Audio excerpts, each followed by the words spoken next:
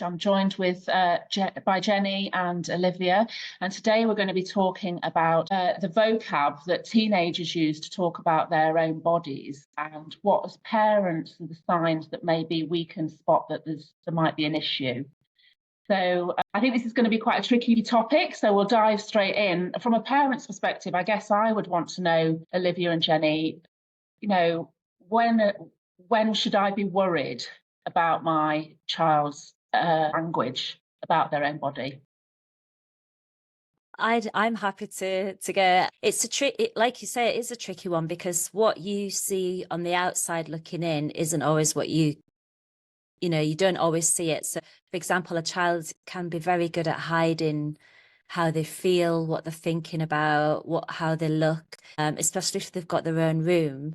Then everything that's going on in the mind might, their whole world could be in front of that mirror in that room. So I feel like it is a tricky topic, and I don't think it's one shoe fits all. I think that if you're a very aware parent, you can pick up on some of the signs, such as body language, catching your child in reflection windows, for example, spending a bit too much time in reflective windows, or being preoccupied with, looking at themselves, feeling themselves with their hands. Like, that's quite a common one. But I don't think there's one sort of thing fits all, if that makes sense. What do you think, Jennie? I agree. I think it's really quite difficult, this question. Why did we choose it? Because we like difficult questions. Yeah, absolutely. So, but we're talking more not just what they're saying, but their behaviour, what we're seeing. In terms of what they're saying, I guess that strong language, the sort of the words that as a parent might really impact us. If our child says, I hate my so-and-so, I hate my nose, or particularly if they've got something that's evidently distorted. So talking about features that actually aren't remarkable at all, I think that would be something I'd be watching out for. But for me, another really important one is looking out for anything that seems like an overemphasis on getting reassurance from us as parents. For me, that is really such a big indicator that there's an impending issue. And that would look like two things, really. One would be overtly just saying, how does this look? Am I okay? What do you think of this? But not just the sort of general checking in that we do, but repeatedly doing that. And for me, a behaviour stroke vocabulary would be things like a young person having real difficulty getting out because they are obsessing, or actually you won't even realise they're obsessing but at first, but they are extremely preoccupied with attempting to understand or perfect a feature. So that would be quite time consuming in the bathroom, in their bedroom, looking in the mirror a lot. And then the vocabulary may also rise up, like my hair, I can't get my hair right today, that kind of thing. And that is a real point at which I'd start to be watchful. Yeah, I think on the back end of that as well, I'd like to say about their reactions. I mean, we know what teenagers can be like, where a reaction versus a response. So a reaction is like a knee-jerk reaction, isn't it? A response is something when you sit and think about it before you say something you regret. And I think when a teenager is going through something that's really difficult, such as body dysmorphic disorder, eating disorders, etc., or just general body image problems, reactions are more common, so they're more likely to blow up. You might put that down to them being a teenager. They're just being a typical teenager, but it's something to think about, because the more they react rather than respond, then that could be an indication that there's something going on then. If you imagine, we all have a threshold, don't we? So imagine that this is your threshold, and this is a teenager, and usually it takes them quite a bit to get to that threshold, but then they're all of a sudden preoccupied with the body, the feelings that they're having, the behaviors are forming. That's, you know, the cycle of the thoughts, and then it rises up and then they blur the threshold and then the reaction is there, and they never quite get back down to there. And it's the same with adults, actually. So it's just be aware of how many times they are reacting, or I guess we could call it blowing up, and then calming, and then blowing up, calming, versus a response, which is a well thought out thing. Does that make sense? Yeah, and that could be probably quite tricky, like you say, because you know, teenagers might be blowing up about all sorts of things, because there's lots going on, isn't there? And how would you distinguish blow ups as to, you know, problems with friendships or problems with body or issues at school or all of those kinds of things? Is there anything that might distinguish a body image issue from those kind of other things?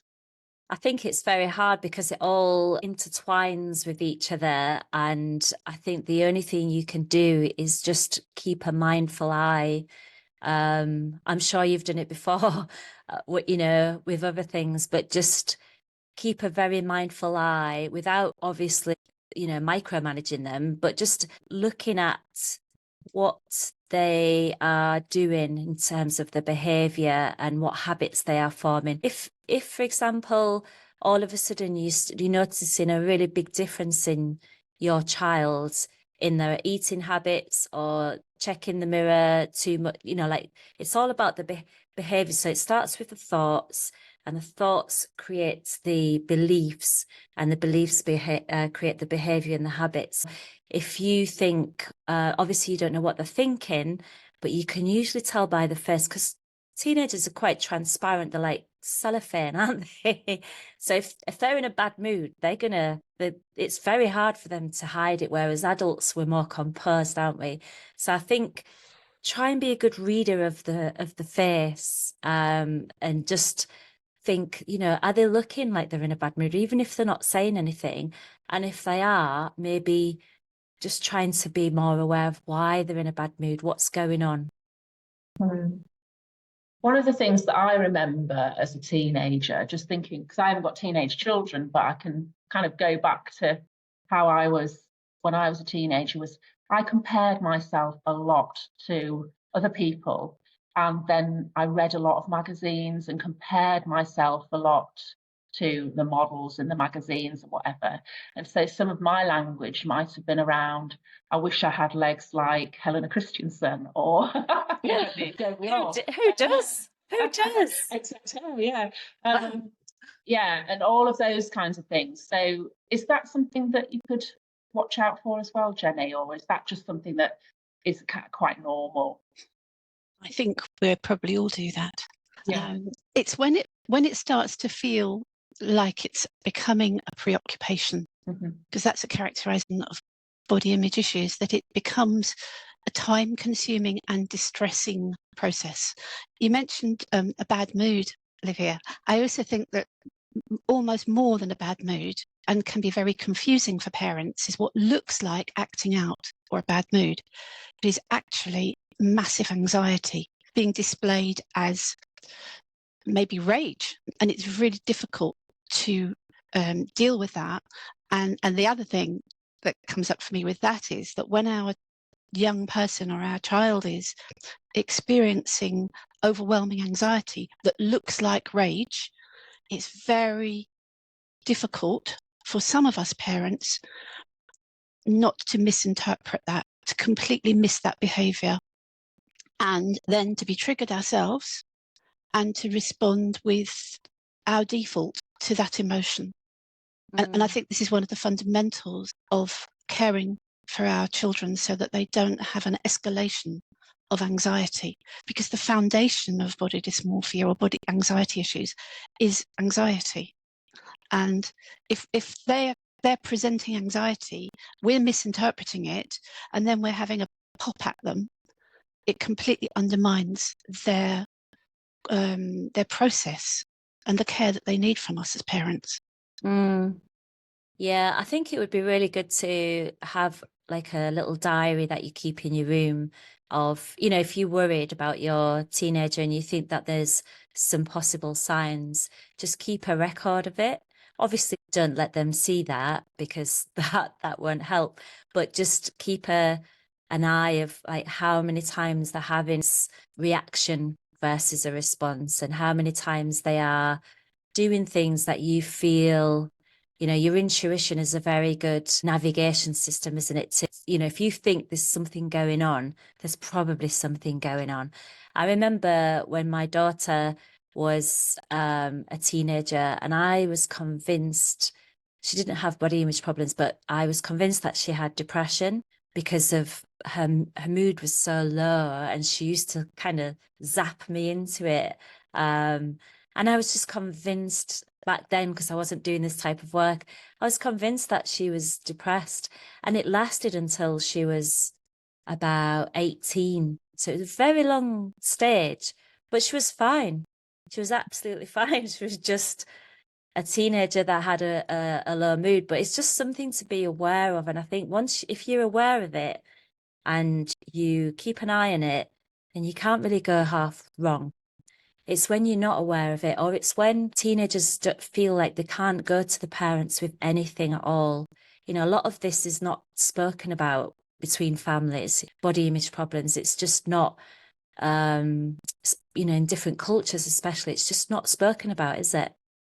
No, and I think the only resource I've got really is to go back to my teenage years, and I wouldn't have said anything overtly to my parents like I'm worried or I'm anxious, but there were the blow-ups. Actually, there were the blow-ups, and I remember one particular incident just in the bathroom, and my mum was desperately trying to reassure me, and I was just like, I'm ugly, my nose is too big, my hair and my skin, and I was pulling at my skin, and that, you know, and I think mum was just, she didn't really know where it had come from, and I think as a parent that's frightening, isn't it? I think I would be pretty scared that, oh gosh, I don't know whether my mum had the resources to know how to deal with that. And but yeah, also your mum is very attached to you as a person. So Yeah. whereas a therapist or a coach or even a mentor